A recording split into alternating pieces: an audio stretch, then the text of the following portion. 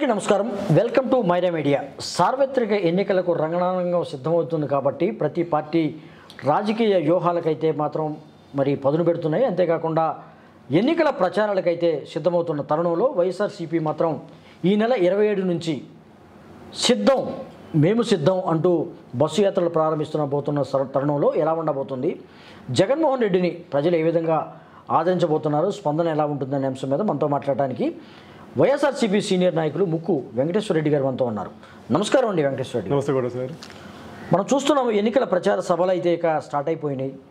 నిన్ననే టీడీపీ కూడా ఉమ్మడి సభ పెట్టింది. సిద్ధం సభలు అంటూ వైఎస్ఆర్సీపీ పెద్ద ఎత్తున ప్రజా ఆదరణ వచ్చిందని కూడా చెప్పుకోవచ్చు. ఇక నుంచి క్షేత్రస్థాయిలో నియోజకవర్గ స్థాయిలో మరి వైఎస్ఆర్సీపీ మేము సిద్ధం అనే టైటిల్తో బస్సు యాత్రలు ప్రారంభించబోతుంది. ఎలా ఉంటుందంటున్నారు అనుకుంటున్నారు? ప్రజా ఆదరణ కానీ ప్రజల నుంచి స్పందన కానీ ఎలా ఉంటుంది? ఖచ్చితంగా ప్రజల సైడ్ నుంచి అనూహ్యమైన స్పందన లభిస్తుందని మేము పూర్తిగా నమ్ముతున్నాం.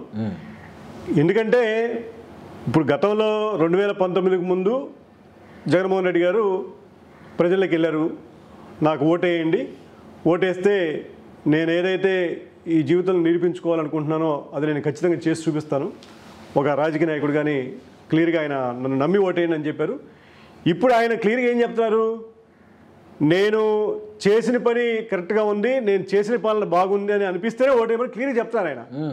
ఇంతవరకు భారతదేశ చరిత్రలో ఏ రాజకీయ నాయకుడు కూడా నేను సరైన పరిపాలన మీకు అందించాను అని నమ్మితేనే ఓటేయండి అనే మాట ఈ రోజుకి ఏ రాజకీయ నాయకుడు, సాక్షాత్ ప్రధానమంత్రి అభ్యర్థి కూడా ఏ ఒక్క వ్యక్తి మాట్లాడిన సందర్భం లేదు.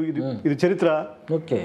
సో అదే మీకు అవతల అపోజిషన్ పార్టీలను తీసుకోండి, 1-3 పార్టీలు కలిశారు. వాళ్ళని చెప్పమానండి, మేము గతంలో అంతకుముందు పాత రోజుల సంగతి తీసేయండి. విభజిత ఆంధ్రప్రదేశ్లో ఏదైతే 2014 నుంచి 19 వరకు మేము చేసిన పాలన మీకు నచ్చింది అనుకుంటేనే ఓటేమని వాళ్ళని అడగమని చెప్పండి. ధైర్యంగా వచ్చి ప్రజల్లోకి వచ్చి తెలిసిపోతుంది. అప్పుడు లేదు కాబట్టి వాళ్ళు ఓడిపోయారు అనుకోవచ్చుగా. అప్పుడు లేదు కాబట్టి ఓడిపోయారు, మిమ్మల్ని వైసీపీని గద్దెనెక్కించారు, అది ఆ మ్యాటర్ అయిపోయింది. ఇప్పుడు జగన్మోహన్ రెడ్డి తన పాలన చూసి ఓట్లు అడగడానికి, ఓట్లు అభ్యర్థించడానికి క్షేత్రస్థాయిలోకి వెళ్ళబోతున్నారు. అవును. అంటే 2019లో స్పందన ఎలా ఉంది, ఇప్పుడు ఎలా ఉండబోతుంది స్పందన? ఖచ్చితంగా అనూహ్యమైన స్పందన వస్తుందండి. ఎందుకంటే ఆ రోజు జగన్మోహన్ రెడ్డి గారు మంచి చేస్తారు అని ఒక అవకాశం ఇద్దామని వచ్చారు. ఈరోజు నేను చేసి చూపించాను, ఇదిగో మీ మేనిఫెస్టో నేను ఏదైతే మీకు ఇచ్చానో ఆ మేనిఫెస్టో 99% అమలు చేశాను వెరీ క్లియర్ చెప్తున్నాను కదా. డే 1 నుంచి మేనిఫెస్టో ఫాలో అవుతున్నాను కదా. మీరు మేనిఫెస్టో చెక్ చేయమని చెప్తున్నాను. ప్రతిపక్షాలు చెప్తున్నాయి ఈ రాష్ట్రంలో ప్రజలంతా చాలా వ్యతిరేకంగా ఉన్నారు, వైఎస్ఆర్సీపీ ప్రభుత్వానికి వ్యతిరేకంగా ఉన్నారు, ఈసారి ఖచ్చితంగా ఓటుతో జగన్మోహన్ రెడ్డి ప్రభుత్వానికి బుద్ధి చెప్తారని కూడా కొన్ని ఆరోపణలు అయితే చేస్తున్నాయి. కరెక్టే. మరి అంత చాలా వ్యతిరేకత ఉందని అన్నప్పుడు మీరు పడిగాపులు కాసి పవన్ కళ్యాణ్ సపోర్ట్ తీసుకోవడం ఎందుకు? లేదంటే మళ్ళీ ఢిల్లీ వెళ్ళి మీ ఇద్దరు పడిగాపులు కాసి అమిత్ షా మీ అపాయింట్మెంట్ ఇవ్వని మాకు వద్దని లాస్ట్ వరకు వాళ్ళు సాగదీసి మాకు వద్దన్నా కానీ మళ్ళీ పవన్ కళ్యాణ్ గారిని అడ్డం పెట్టుకొని మీరు మళ్ళీ 3 రోజులు అక్కడ వెయిట్ చేసి అపాయింట్మెంట్ తీసుకుని పొత్తులు కూర్చోందుకు అంత అవసరం ఏమొచ్చింది? మరి బలమైన శత్రువుని ఎదుర్కోవాలంటే ఖచ్చితంగా కలిసికట్టుగా రావాలని కూడా వాదిస్తున్నారు వీళ్ళు. అంటే బలమైన శత్రువుని మీరు చెప్తున్నారంటే జగన్మోహన్ రెడ్డి బలవంగా ఉన్నట్టు కదా. అంటే మీ కనీసం మీ ఒక్కరి వల్ల కాదు, చంద్రబాబు ఒక్కరి వల్ల కాదు, ప్రజల్లో బలంగా ఉన్నట్ట. జగన్మోహన్ రెడ్డి ప్రజల్లో బలం ఉంది కాబట్టి కదా. ప్రజల్లో బలం ఉంది కాబట్టి మీరు బలమైన శత్రువు భావిస్తున్నారు. ఇప్పుడు చంద్రబాబు మీ ఒక్కరిగా మీకు చేత కాదు, పవన్ కళ్యాణ్ అనుకుంటే కుదరదని డిసైడ్ అయిపోయారు. సో మళ్ళీ 3వ పొత్తు కావాలని 1% ఓట్ బ్యాంక్ లేని నరేంద్ర మోడీ గారి ప్రాపకం కోసం మీరు మీరు ఆయన ప్రాపకం ప్రాకులాడి పొత్తు కుదుర్చుకున్నారు. సో మరి బలంగా ఉన్నట్టుగా జగన్మోహన్ రెడ్డి గారు. ఓకే. ప్రతి నియోజకవర్గంలో ఈ మేము సిద్ధం అనే బస్సు యాత్ర ప్రతి నియోజకవర్గాన్ని కవర్ చేస్తుందని కూడా చెప్తున్నారు. అంతేకాకుండా అక్కడ నైట్ హాల్ట్ కూడా చేస్తున్నారు. అంటే నిద్ర కూడా ఆయా ప్రాంతాల్లోనే ఆ రోజు నిద్రపోతారు జగన్మోహన్ రెడ్డి అని కూడా చెప్తున్నారు.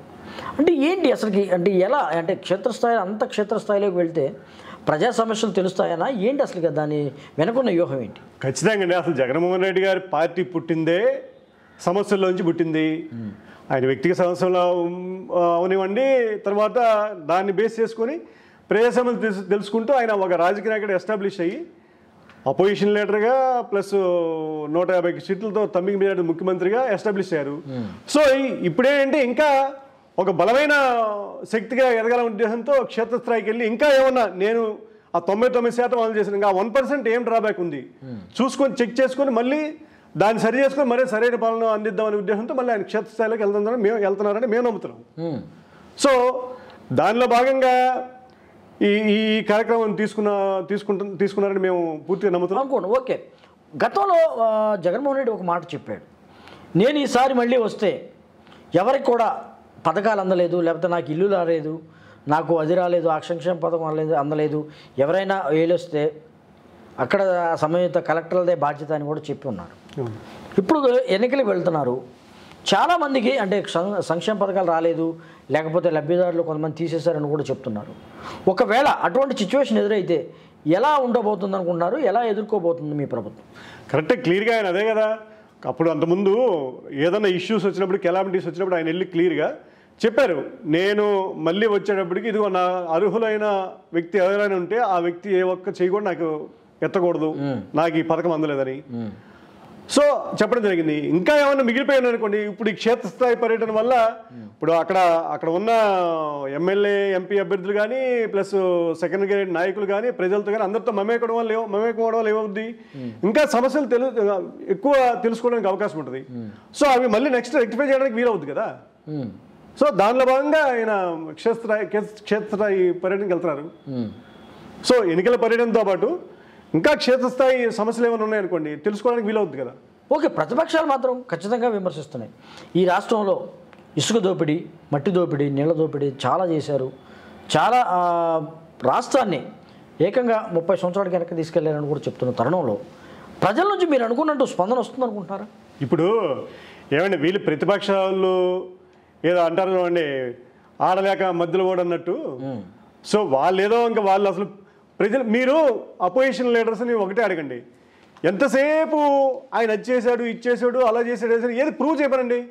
ఇప్పుడు ఆయనేమి ఇప్పుడు వాళ్ళ పార్ట్నర్ బీజేపీ కూడా వచ్చింది ఇప్పుడు మన పొత్తు.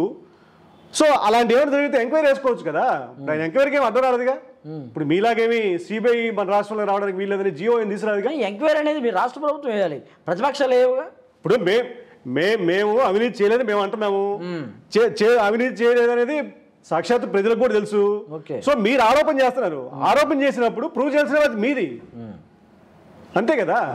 అవును. సో మీరు ఎంక్వైరీ చేసుకోండి, ఎవరు అంటున్నారు. కానీ మోడీ ఒక మాట అయితే అన్నారంట, అంటే ఆఫ్ ది రికార్డ్ ఇది, పొత్తుల్లో ఉన్నారు కాబట్టి 3 పార్టీలు మామూలుగా సభలకు వస్తారనుకుంటాం.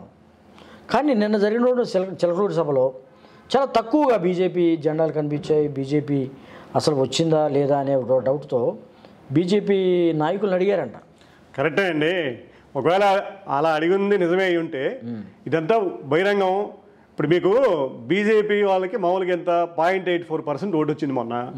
సో వాళ్ళ కార్యకర్త బలం ఎంత ఉందో సంగతి అదొక రకం.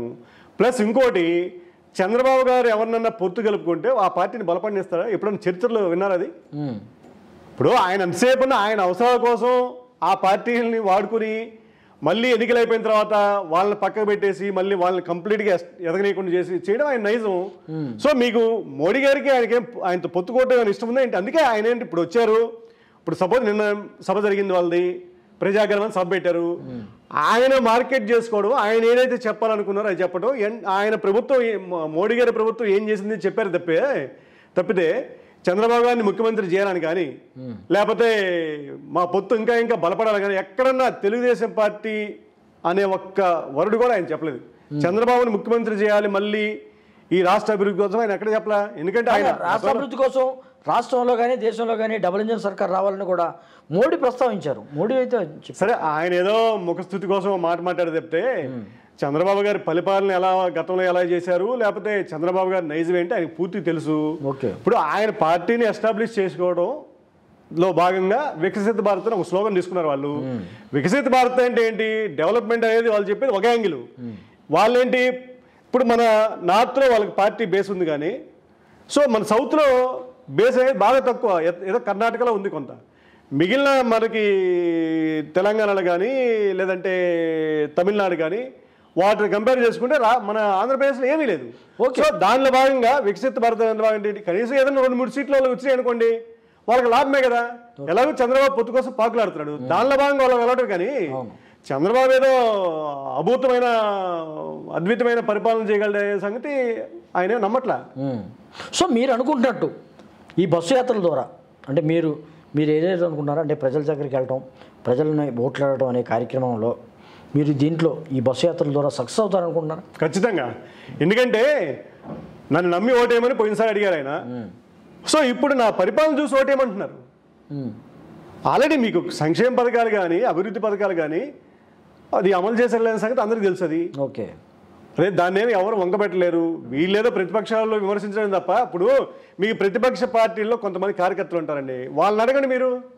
వాళ్ళ పార్టీ జెండా కానీ వాళ్ళు కులం కానీ ఏమి చూడకుండా వాళ్ళకు కూడా అర్హత ఉంటే వాళ్ళకు కూడా వచ్చినాయి.